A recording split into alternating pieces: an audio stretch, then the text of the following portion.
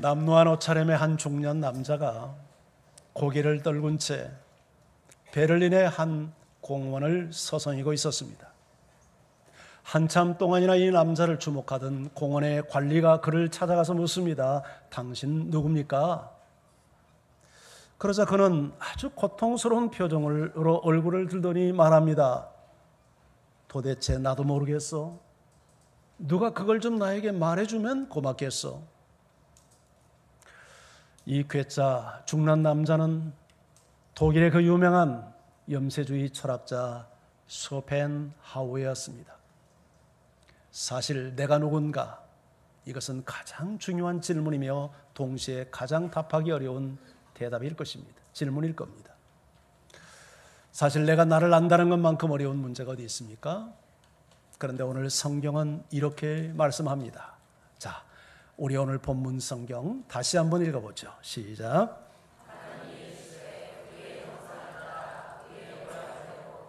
사람을 만들고 그들로 바다의 물고기와 하늘의 새와 가축과 온 땅에 희는 것을 하나님이 자기 형상 곧 하나님의 형상대로 사람을 창조하시되 남자와 여자를 창조하시고. 자, 오늘 말씀을 정리해보면 하나님께서 인간을 창조하셨다. 그런데 하나님이 의논하셔서 창조했다. 그리고 하나님의 형상을 닮은 존재로 창조했다. 그리고 남자와 여자로 창조했다. 그렇게 말씀하고 있습니다. 하나님이 만든 우주 만물 가운데 하나님의 형상, 하나님을 닮은 존재는 유일하게 인간밖에 없습니다. 여기 인간의 존엄성이 있고 인간의 가치가 있지 않겠습니까? 작품 중에 작품으로 인간을 지으신 거죠. 유명 화가가 그린 그림 한 점이 경매시장에서 수백억을 호가하는 경우들이 있습니다. 그런데 우리 인간은, 나 자신은 어떤 유명 화가가 그린 그림보다도 더 고귀한 존재입니다. 왜냐하면 나를 만든 작품의 작가가 하나님이시기 때문이죠. 아멘. 그래서 에베소 2장 10절에 우리는 하나님의 만드신 자라. 세번역 성경에서는 우리는 하나님의 작품이라. 영어 성경엔 handiwork, 하나님의 수제품이다. 그렇게 번역을 했습니다. 여러분, 우리는 하나님이 직접 만든 수제품입니다. 그러니 얼마나 존귀하고 가치가 있고 우리는 작품 중에 작품이겠습니까? 시편, 그래서 저자가 시편 8편 4절 5절에서 이렇게 하나님을 찬양합니다. 사람이 무엇이기에 주께서 그를 생각하시며 인자가 무엇이기에 주께서 그를 돌보시나이까? 그를 하나님보다 조금 못하게 하시고 영화와 존귀로 관을 씌우셨나이다. 여러분의 시선을 확 끌어당기는 내용이 어디입니까? 어느 부분입니까? 예, 하나님보다 조금 못하게 하시고 누구를? 사람을, 나를, 당신을 하나님보다 조금 못할 정도로 존귀하고 고귀하게, 그래서 영화와 존귀로 관을 씌우셨다고 말합니다. 여기에 우리를 향한 무한한 존재의 가치가 있는 거죠. 르네상스 시대를 대표하는 이탈리아의 유명한 화가요 조각가, 누가 생각납니까? 미켈란젤로가 생각나겠죠. 미켈란젤로의 모든 작품을 보면서 세계인들이 다 감탄을 합니다. 조각이 뭔지, 미술이 뭔지도 모르는 문외인 나 같은 사람도 그가 만든 이 피에타라는 조각상을 보면 정말 감탄이 납니다. 예수님의 어머니 마리아가 십자가에서 내려온 예수님을 다 안고 있는 그 그림을 보면 살아있는 것 같아요. 어쩌면 이렇게 돌을 가지고, 대리석을 가지고, 예, 그 대리석이 아니죠. 그 하얀빛 그 무슨 그 돌입니까? 어쩌면 그렇게 정교한 작품을 만들었는지. 그런데 우리는 미켈란젤로의 작품 정도가 아닙니다. 그 피에타 작품 중에 작품이죠. 근데 그건 움직이지도 못하는 석고상이잖아요. 근데 우리는 살아있는 너무너무 존귀한 존재, 여러분 결코 남과 비교하면서 열등의식이나 낮은 자존감을 가지고 자신을 부끄럽게 생각하거나 수치감에 젖어서 사는 분이 한 분도 없기를 주의 이름으로 축원합니다. 사실 우리는 우리 자신을 보고 놀래야 돼요. 옆에 있는 지체를 보면서 놀래야 돼요. 우리 가슴에 한번 손을 얹어 보세요.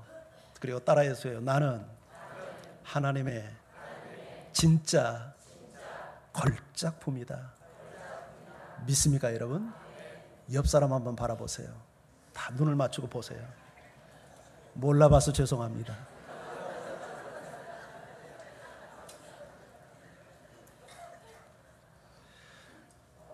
우리는 하나님의 작품일 뿐 아니라 하나님의 형상을 따라 지음받았다. 그렇게 말합니다. 자, 하나님의 형상, 하나님은 영이니까 우리와 같은 외모가 없는데 형상을 닮았다는 게 무슨 뜻일까? 두 가지 의미예요. 그 첫 번째는 영적 존재로 우리를 지어줬다는 뜻이에요. 하나님이 영이시듯 우리도 영적 존재. 하나님께서 인간을 만들 때 어떻게 만들었냐면 흙을 빚어서 흙의 원기소를 가지고 인간의 몸을 만들고 그 코에 생기를 집어넣어 생명, 살아있는 존재가 되게 했어요. 그래서 사람은 육체와 함께 영혼이 결합된 존재예요. 우리 육체도 너무너무 소중합니다만은 그러나 사람의 몸에서 영혼이 떠나버리면 우리 몸은 흙덩이입니다. 그래서 흙 속에 묻어버리잖아요. 사람의 존재 가치는 영적인 데 있는 거예요. 하나님께서 우리 인간을 만들 때 하나님을 닮은 영적 존재로 만든 이유가 있어요. 영이신 하나님과 소통하고 교제하고 예배하며 하나님과 정말 사랑의 사귐을 갖는 존재로 우리를 지어주셨어요. 그래서 인간의 마음속에는 누가 가르쳐주지 않아도 신을 찾는 종교적 본성이 있답니다. 이현수 씨가 쓴 위대한 실패라는 책에 보면 이 세상에 존재하는 모든 나라와 문화는 종교가 없는 민족이 없대요. 그리고 종교가 존재하는 목적도 단순히 도덕적 삶을 살기 위하여서 종교를 갖는 게 아니라 불변의 진리를 발견하고 구원을 얻고 영생을 얻기 위하여 종교를 갖는다. 그렇게 이야기를 합니다. 사람이 차이가 있다면 참신을 찾고 있느냐 거짓신을 찾고 있느냐 그 차이가 있을 뿐이라고 말을 해요. 참신 되신 하나님을 만나지 못한 사람은 거짓신이라도 만나야 안심하고 살아가는 게 인간이에요. 왜? 우리는 영적 존재이기 때문에. 신과 교제하도록 지음받은 종교적 본성을 지닌 영적 존재이니까. 시대를 초월하여 모든 인간은 신을 찾았습니다. 이것은 무엇을 의미하냐면 신이 존재한다는 것을 변증적으로 웅변하고 있는 것입니다. 자, 우리에게 식욕이라는 본능이 있습니다. 이것은 먹을 것이 있기 때문이에요. 우리에게 성적 본능이 있습니다. 나와 다른 이성이 존재하기 때문이듯. 신을 찾는 것은 신이 존재하기 때문에 이런 영적 본능이 우리 안에 있다고 이야기를 합니다. 신을 찾는 것은 여러분 무지했던 고대인들이나 지식사회를 살아가는 현대인들이나 차이가 없습니다. 사람들은 무지에서 종교가 만들어졌다고 이야기합니다. 사람들이 과학이 뭔지를 모르고 자연의 세계를 잘 모르니까 우릉쾅쾅하고 번개만 쳐도 그게 신의 장난인 줄 알고 신을 찾았다는 거예요. 그런데 이 말이 정말 진실일까요? 그렇다면 지식과 과학이 발달한 현대인들은 신을 찾을 이유가 없겠죠. 여러분, 선교사들의 무덤이라고 하는 저 일본 정말 복음 전하기 어려운 지역입니다. 얼마나 복음 전하기가 어려우냐면 일본에서는요 교인 300명이 모이면 대형 교회입니다. 초대형 교회. 그만큼 일본 사람들이 복음을 받아들이는 것이 어렵습니다. 일본 사람들은 여러분 잘 알다시피 아시아 국가 중에 최고의 지식과 과학을 가진 나라입니다. 선진국이죠. 아시아 국가 중에서 가장 많은 노벨상 수상자를 배출한 나라입니다. 그러면 일본 사람들은 정말 종교심이 없는 걸까요? 그러지 않습니다. 기독교를 찾는 인구는 1%에 불과하지만 일본의 종교 인구는 150%가 된다고 말을 합니다. 그만큼 모든 사람들은 종교를 갖고 있다는 얘기예요. 신을 찾고 있어요. 일본 사람들은 천황을 숭배합니다. 신도교를 갖고 있습니다. 신도는 범신론이죠. 조상 숭배를 합니다. 일본 정치인들이 자주 찾아가는 야스쿠니 신사, 신전입니다. 그래서 종교법인에 등록되어 있습니다. 일본 사람들이 지식과 과학이 발달한 선진 사회를 살아간다고 해서 신을 찾지 않는 게 아닙니다. 잘못된 신을 찾고 있는 것뿐이죠. 교만 때문에. 여러분, 인간에게는 종교적 본능을 갖고 있기 때문에 참신을 만나지 못하면 거짓신이라도 다 만나려고 합니다. 우리는 이런 인간의 본성을 이해하고 두려움 없이 과감하게 내가 만난 참신 되신 하나님을 하나님 만나지 못한 사람에게 전하는 자들이 되어야 합니다. 할렐루야. 지난주에 우리 교회에 오셔서 리더 훈련과 저녁 집회를 인도했던 안산 동산교회 시무장로 정재준 장로, 그는 사회에서는 법무사입니다. 그런데 교회를 20여 년 동안 다니면서도 인격적으로 주님을 만나지 못했습니다. 예수를 믿는다는 것은 예수님을 내 인생의 주인으로 받아들이는 일인데, 그분은 교회를 다니면서도 여전히 자기 인생의 주인은 자기였습니다. 그래서 하나님 앞에 나가 기도할 때도 무슨 기도를 많이 했냐면 자기 욕구를 채워달라는 조르는 기도, 소위 졸라신자였다고 얘기를 합니다. 예수를 믿으면서도 비즈니스에 대해서는 입에 침이 튀기도록 열심히 설명하면서도 자기 인생을 구원하신 예수님에 대해서는 입도 뻥끗하지 못하는 벙어리 신자였다고 얘기합니다. 전도는 언제나 자기 일이 아니었고 너무 두려운, 자기와 상관없어 전도를 포기하고 살아가는 전포자의 삶을 살았다고 합니다. 그래서 20년 동안 신앙생활을 하면서도 가까운 친척 가운데서라도 단 한 사람도 전도를 해본 적이 없었답니다. 그러다가 2008년 하나님이 그 인생을 찾아오셨습니다. 그리고 그 마음속에 하나님의 세미한 음성이 들려왔습니다. 너 정말 이렇게 사는 거 맞냐? 그때 영적인 눈을 뜨고 사람 낚는 어부의 삶을 시작을 했습니다. 지금은 매일 아침 아내의 축복 기도를 받고 출근하고, 그 출근길은 언제나 부흥의 현장이랍니다. 복음성과 찬송을 부르면서 부흥회를 하고, 직장에 나가면 직장 일도 하지만 그 현장이 사람 낚는 어부의 현장이 되고 있다고 합니다. 그러면서 성령께서 자기를 통해서 어떻게 일하시는지 날마다 성령의 일하심을 체험하는 삶을 살고 있다고 합니다. 이 체험을 하면서 그가 간증합니다. 전도는 남만 살리는 일이 아니라 나를 살리는 하나님의 히든 카드임을 발견했다고. 아멘입니까? 전도는 남을 살리는 것뿐만 아니라 전도할 때 내가 사는 하나님의 히든 카드.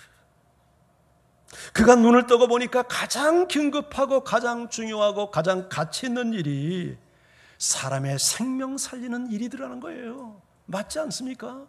이게 우리에게 주신 지구의 명령, 지상명령 아닙니까?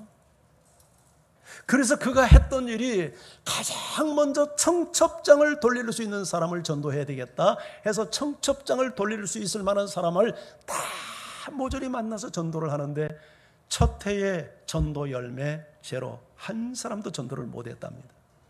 만나자마자 성급하게 예수를 말했더니 다 손사리를 치더라는 거예요. 그래서 하나님께 기도했더니 하나님 왜 그렇습니까? 그러더니 좀 더 지혜롭게 해라, 시대에 맞게 전도를 해라. 그래서 하나님이 영혼을 품고 기도하면서 섬기기 시작을 했답니다. 그러면서부터 전도 열매를 주시는데, 지난주 영상 보셨죠? 다 전도한 사람이 아니라 전도해서 자기 교회에 출석하고 있는 숫자만 몇 명? 142명. 그날 다 총동을 했는데 두 사람 빼고 140명이 왔다고 그러잖아요. 우리 다 봤잖아요. 사람은 누구나 여러분 영적인 존재로 하나님을 찾는, 신을 찾는 본성을 지니고 있기 때문에 두려워하지 마세요. 저 인상 보니까 도저히 저 사람 입도 뻥끗 못할 것 같아 하는데, 그런 사람도 복음을 전해보면 헉 하고 거꾸러지는 경우들이 굉장히 많아요. 저는 이번 생명 축제가 여러분 모두에게 적어도 청첩장을 돌릴 만한 사람들에게는 다 초대장을 돌리되, 초대장만 돌리면 열매 없어요.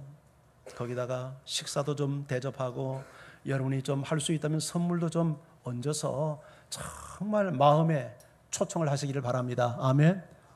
그 정장로님이 이야기하는데 한 번은 기업인들을 초대해서 식사 대접을 하고 전도를 했는데 그 비용이 2천만 원이 들었대. 교회 돈 가지고 한 거 아니야. 자기 비용 가지고 했어. 정말 가치 있는 일 아닙니까? 사람의 생명을 살리기 위해서 2천만 원을 투자해서 그들에게 집회 초청하고 식사 대접하고 복음을 전하고, 이게 우리가 해야 할 일이죠. 우리가 하나님의 형상을 닮았다 하는 것. 자, 눈 뜨고 들으세요. 눈 감지 마시고. 아무리 추석을 열렬하게 여러분이 보내고 오셔도 설교 눈 감고 들으면 놓쳐요. 자, 저를 다 보세요. 제가 그렇게 뭐 탤런트 같지는 않지만 말씀을 잘 보고 들으세요. 우리가 하나님의 형상을 닮았다는 것은 영적인 존재일 뿐만 아니라 인격적 존재로 우리를 지어주셨다는 뜻이에요. 인격이란 지정의를 갖춘 그런 존재를 말하죠. 여러분, 사람은 지성을 가졌기 때문에 지식을 발전시키고 과학을 발전시키고 문명을 발전시켜 왔습니다. 우리는 감정을 가졌기 때문에 희노애락을 경험합니다. 기쁨과 슬픔, 사랑과 미움을 경험합니다. 아름다운 노래를 만들고 그것을 부르며 기뻐합니다. 행복해합니다. 아름다운 자연을 보며 시를 짓습니다. 왜냐하면 감정을 가진 인격체이기 때문입니다. 혹시 물개가 키보드 치는 거 보셨습니까? 날개로? 새가 부리로 건반을 쪼아가지고 음악 연주하는 거 보셨습니까? 여러분, 돌고래가 노래하는 거 혹시 들어보셨습니까? 그렇게 하는 데가 있습니다. 외국 나가서 보면 그런 쇼하는 데가 있어요. 싱가포르 같은 데도 보면 그렇게 새들이 묘기를 부려요. 물개들이 묘기를 부립니다. 근데 걔네들이 지성과 감정을 가지고 예술 활동하는 겁니까? 아닙니다. 조련사가 아주 가혹한 기계적인 훈련을 통해서 기계적인 행동을 할 뿐이지, 걔네들이 무슨 지성과 감정을 가지고 음악을 만들고 그것을 엔조이하는 예술 활동이 아닙니다. 이건 인간만, 지성과 감정을 가진 인간만 할 수 있는 일이에요.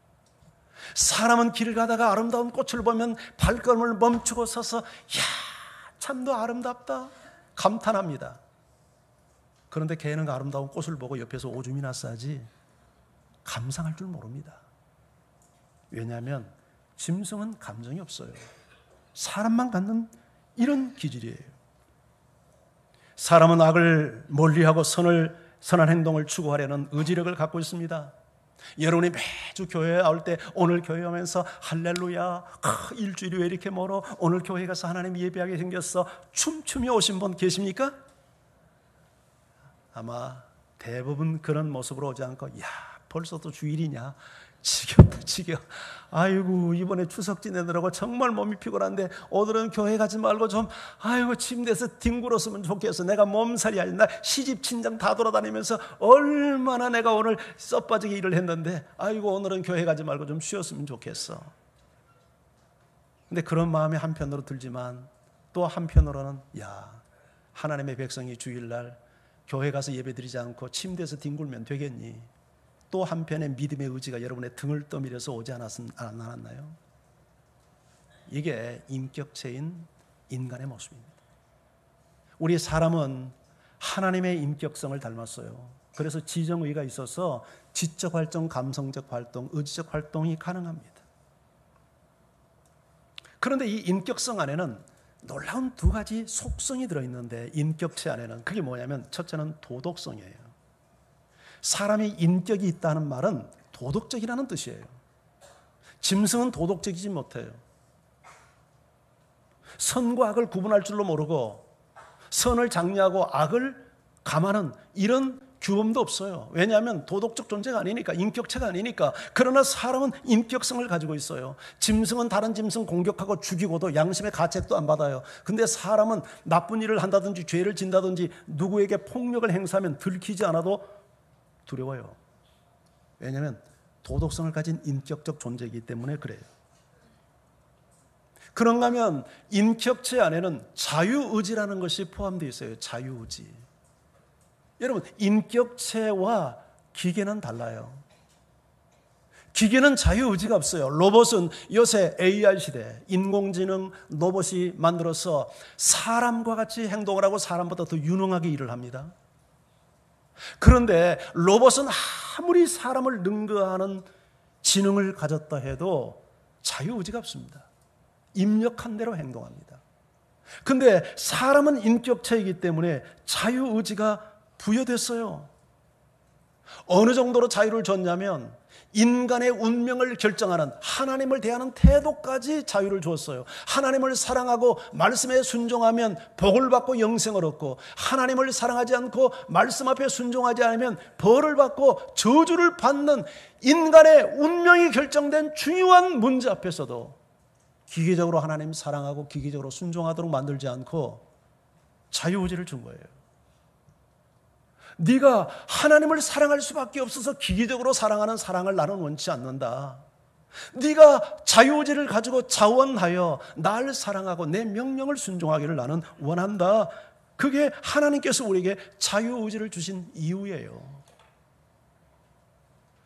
남자와 여자가 첫사랑의 경험을 할 때 잠을 이루지 못할 정도로 설레임을 겪습니다. 다 그러셨죠?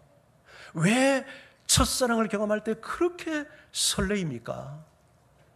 기계적 만남이 아니라 세상에 남자가 한둘입니까? 수를 셀 수도 없고 여자가 한둘입니까? 수를 셀 수도 없는데 그 많은 남자를 다 제껴놓고 나를 사랑하기로 나를 선택해 준 그 여자의 사랑이 너무 감사해서 설레이는 거죠. 모든 여자를 다 버리고 나를 사랑하고 나를 선택해 준 저 남자의 사랑의 마음이 너무 귀해서 흥분하고 감동하고 행복해하는 거 아니에요? 하나님도 그런 사랑을 우리에게 원해요. 기계적으로 만들어 놓고 너 나를 사랑해, 너 내 말에 순종해. 그건 기계적 관계죠. 인격적 관계가 아니죠. 하나님은 우리를 그렇게 만들지 않았어요. 너 얼마든지 나 외에 다른 것을 너 사랑할 수도 있고 섬길 수도 있다. 그렇지만 나를 사랑하기 원한다. 하나님께서 우리에게 그런 자유를 주셨어요. 그런데 이 자유에는 반드시 책임성이라는 것이 동반돼요. 책임성. 그 자유가 한마디로 내 멋대로 사는 방종이 아니라 하나님의 법 안에서 살아가는 자유가 되기를 원하시는 거예요. 바로 그 기준이 선악과예요. 많은 분들이 이렇게 하나님을 원망합니다. 왜 골치 아프게 그 선악과를 만들어가지고 우리를 이렇게 고생을 시키느냐고. 하나님은 전지하시다며요. 그래서 우리가 다 선악과 먹을 거 미리 아셨다며요. 그런데 왜 만들었어요? 하나님 우리에게 무슨 해코지 하려는 것 아니에요? 아니 우리가 그거 먹을 줄 알았으면 만들지 말아야지. 왜 만들어 놓고 왜 이렇게 골치 아프게 해요? 왜 우리를 이렇게 고생스럽게 만들어요? 정말 하나님 선하신 분 맞아요? 하나님께 항의합니다. 근데요, 선악과는 필연적입니다. 왜냐하면 내가 기계가 아니라 로봇이 아니라 나에게 자유의지가 부여된 인격체라는 것을 증명하는 필수 요소예요. 그래서 동산의 모든 나무의 열매를 다 먹도록 했는데 유일하게 딱 한 그루의 나무의 열매만큼은 먹지 마라.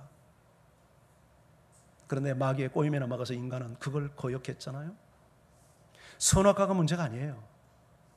하나님을 신뢰하지 못하고 마귀의 말을 신뢰하는 것이 문제이고 하나님의 말씀보다 마귀의 말을 더 추종하는 것이 문제이지 선악과가 문제가 아니라고요. 이 선악과는 우리가 우리 마음속에 하나님을 사랑하고 정말 하나님을 신뢰하는 믿음의 마음이 있다면 선악과가 90%를 장악해도 그것이 문제가 안 돼요.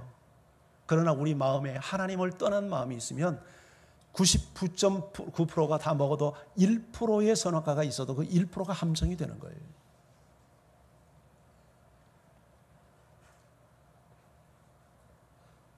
하나님께서 우리에게 주신 자유는 내 마음대로 하는 자유가 아니에요.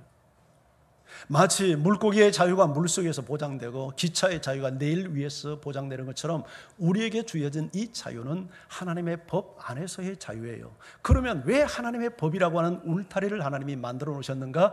하나님의 법 안에 살 때 가장 인간답고 가장 행복하며 가장 풍성한 최고의 삶을 살아갈 수 있기 때문이에요. 물고기가 자유를 준다고 해서 천방지축으로 막 뛰어다니면 죽어요. 물고기의 자유는 물속에서 보장되고 기차의 자유, 그것은 내일 위에서 보장되듯이 하나님께서 우리에게 주어진 자유는 하나님의 법 안에서 주어진 자유예요. 할렐루야. 여러분은 신앙생활을 어떻게 이해합니까? 중요한 질문이에요. 자, 귀걸이에서 들어보세요. 신앙생활이 뭐예요? 많은 분들이 신앙생활을 이렇게 혹시 오해하고 있지 않습니까?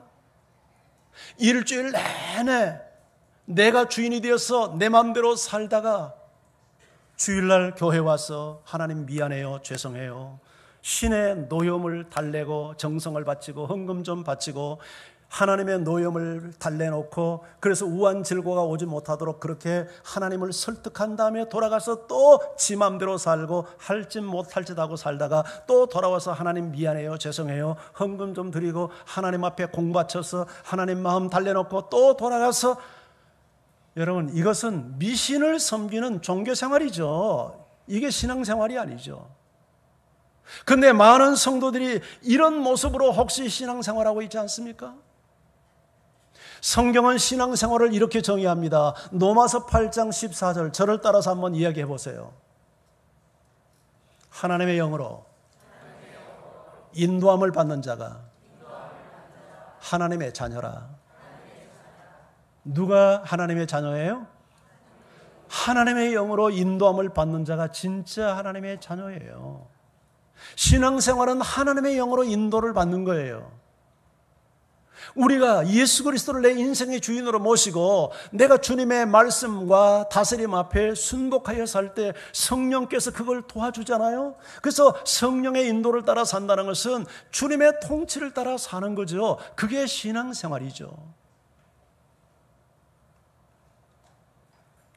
모든 순간 모든 상황에서 우리는 우리가 살아가는 삶에 어떤 때는 선악과도 있고 함정도 있고 위기도 있고 고통도 있어요. 눈물도 있어요.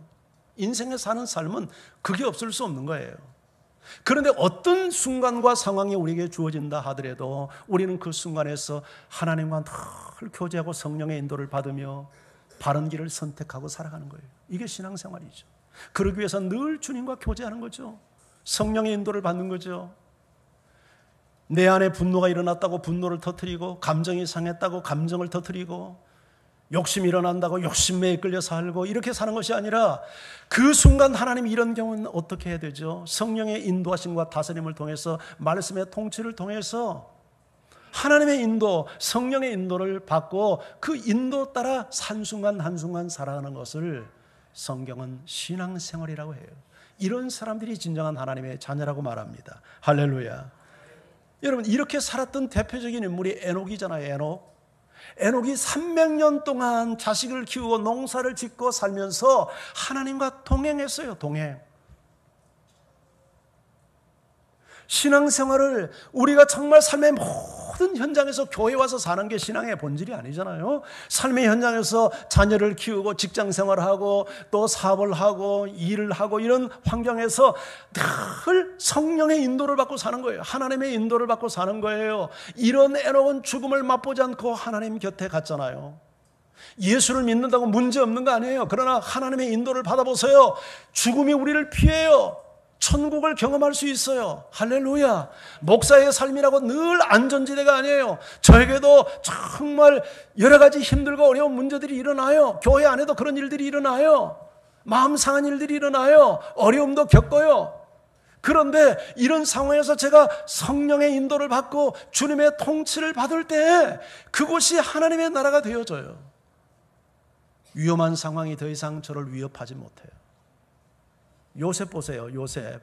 17살 어린 소년의 나이에 형들에게 인신맘에 당해가지고 외국에 말도 문화도 통하지 않고 친구도 없고 아는 사람 없는 외국 애굽 나라에 노예로 팔려갔잖아요. 노예가 인권이 있습니까? 얼마나 많은 채찍질과 학대를 당했겠습니까? 제대로 먹고 마시고 잠을 잤겠습니까? 인간적 대우를 받았겠습니까? 그런데 이런 기가 막힌 상황에서도 요셉은 하나님과 함께 교제했습니다. 동행했습니다. 성령의 인도를 받았습니다. 그래서 그 모진 환경의 고통을 다 이겨냅니다. 억울함을 이겨냅니다. 육신의 정신적 시련을 이겨냅니다. 육체의 고통을 이겨냅니다. 억울함을 이겨냅니다. 그리고는 드디어 한 민족을 살려내고 자기 가문을 살리고 그를 통해서 하나님의 나라가 이루어지는 놀라운 하나님의 도구로 요셉의 일생이 쓰여집니다. 이것이 인생의 삶 아닙니까? 이것이 인생을 성공적으로 사는 길 아닙니까? 그런데 그것이 어떻게 가능했습니까? 하나님과의 교제입니다. 하나님과의 교제, 하나님이 그와 함께 했어요. 영이신 하나님이 성령을 통해서 영을 가진 요셉과 함께 했어요. 할렐루야. 이런 너의 삶이 여러분의 삶이 되기를 주의 이름으로 축원합니다. 이런 사람은 인생의 위기를 극복합니다. 시련을 이겨냅니다. 문제를 극복해낼 수 있습니다.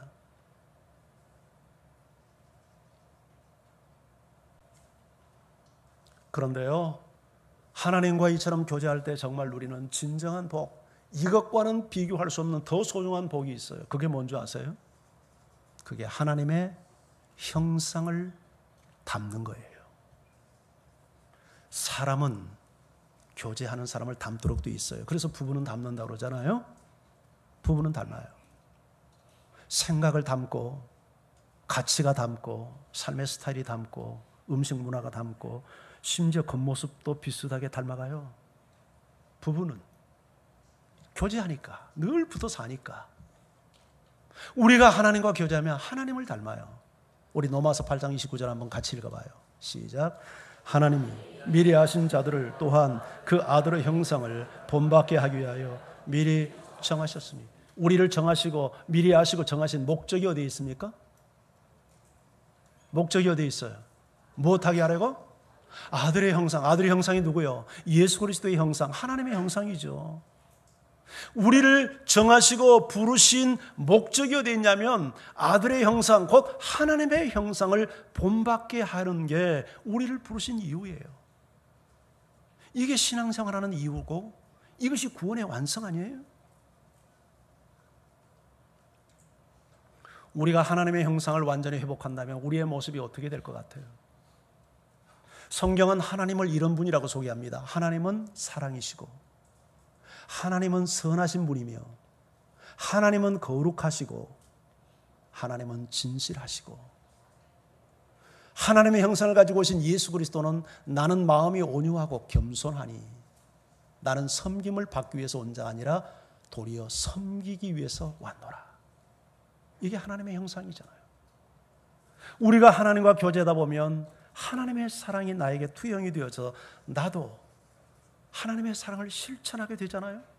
이기적이고 자기중심적인 내가 하나님의 사랑을 경험하면서 이제는 내 자신을 내어주는 아가페적 사랑을 실천하고, 악을 행하고 죄 가운데 살아가는 내가 선행을 행하기 시작, 선을 추구하며, 그리고 정말 세속적이고 죄에 때묻어 살던 내가 하나님의 거룩성을 회복하고, 거짓을 밥 먹듯 하고 부정을 일삼는 내가 하나님의 진실하심을 따르고, 악하고 교만이 하늘을 찌르는 내가 겸손하고 온유해지고, 섬김받는 것을 추구하며 살던 내가 겸손히 섬기는 자로 변화되어지고, 이렇게 우리가 살면 그 모습이 추할 것 같습니까? 아름다울 것 같습니까? 아름답다마다요.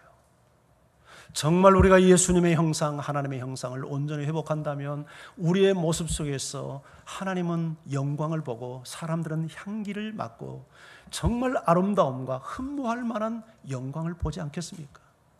이것이 우리가 하나님과 교제해야 될 가장 중요한 본질이죠. 원래 하나님은 우리를 하나님의 형상으로 지었는데 범죄함으로 말미암아 우리가 하나님의 형상을 잃어버리고 마귀 형상을 가졌잖아요.